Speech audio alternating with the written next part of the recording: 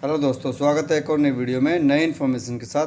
तो आज मैं आपको दिखाऊंगा धरती का पाताल लोक कहाँ पे है। तो प्लीज़ वीडियो को ज़रूर देखें और चैनल को ज़रूर सब्सक्राइब करें। Thank you. क्या आप जानते हैं धरती के पाताल लोक के बारे में?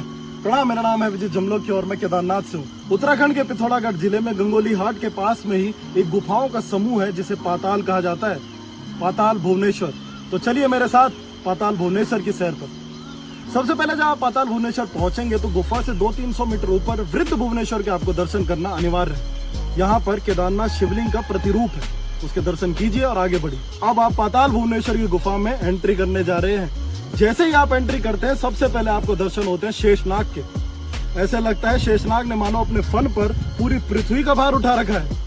शेषनाग के दांतों और विषथैलियों के दर्शन भी आप वहाँ पे करते हैं। उसके आगे ही देवराज इंद्र के ऐरावत हाथी के दर्शन आपको होते हैं। थोड़ा सा ही आप आगे चलेंगे तो आपको मुंडकटा गणेश के दर्शन होते हैं। जी हाँ, मुंडकटा तो केदारनाथ के पास है ना, पर उसी का प्रतिरूप वहाँ पर भी आपको मिलता है। मुंडकटा अर्थात जब शिव जी ने भगवान गणेश का सर काट दिया था तो उनका जो सिर्फ धड़ बचा था उसके दर्शन वहाँ पे होते हैं, जिसपे निरंतर जल अभिषेक हो रहा है। उसके आगे ही ब्रह्मा के 5वें सर के दर्शन आपको होते हैं, जिसे ब्रह्म कपाली कहा जाता है। अद्भुत बात तो यह है कि ब्रह्म कपाली के ठीक 20 फुट ऊपर कामधेनु नामक गाय का थन है और उससे निरंतर ब्रह्म कपाली पर जलाभिषेक हो रहा है। यहाँ पर पूजा नहीं की जाती, मात्र पिंडदान किए जाते हैं। इसके ठीक दाईं साइड ही काल भैरव की आपको जीभ के दर्शन होते हैं और उसके ठीक ऊपर शिव जी के आसन बाघ की छाल के आपको दर्शन हो रहे हैं। थोड़ा ही आगे चलने पर आपको केदारनाथ, बद्रीनाथ और अमरनाथ का प्रतिरूप वहाँ पर मिलता है।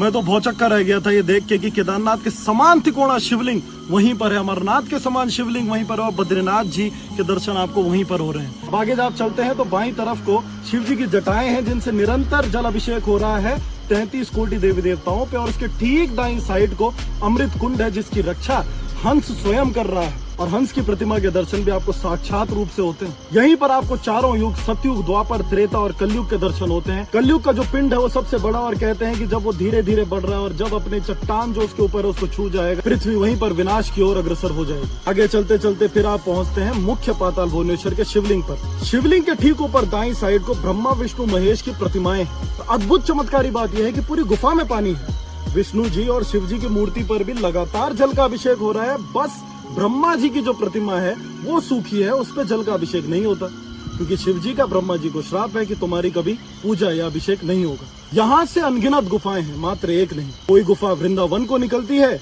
कोई गुफा श्वेतबंधु रामेश्वरम, तो कोई गुफा काशी विश्वनाथ। कुछ गुफाएं कालांतर में कलयुग में इंसान के हेतु बंद हो गई। त्रेता युग में इस गुफा की सबसे पहले खोज सूर्यवंशी राजा ऋतुपर्ण ने की थी। उन्हें शेषनाग ने ही पूरी गुफा के दर्शन कराए थे और सारे देवी देवताओं के दर्शन उन्हें हुए थे। द्वापर में इस गुफा की खोज पांडवों द्वारा की गई। शंकराचार्य यहाँ पर 9वीं शताब्दी में आए और उसके बाद से सभी मनुष्यों के लिए गुफा के दरवाजे खुल गए। पाताल भुवनेश्वर में कई गुफा अभी भी रहस्यमयी है, अभी भी इन पे शोध चल रहा है। तो हमारी दुनिया के अंदर ये एक अलग से और अद्भुत दुनिया है। अगली बार अगर आप उत्तराखंड घूमने आ रहे हैं तो कृपया करके पाताल भुवनेश्वर अवश्य जाएं। मेरा तो ये एक ड्रीम प्लेस था, स्वप्न जैसा था।